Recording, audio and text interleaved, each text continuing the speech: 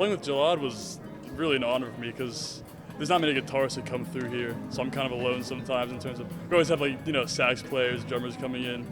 So having a guitarist just gave me a whole set of new goals, like seeing a guy like that live and hearing him solo.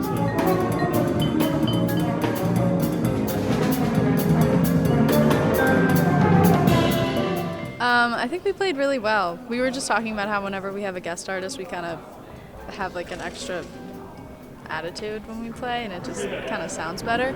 I really liked Elvin's Mambo. Secondhand Smile was good tonight.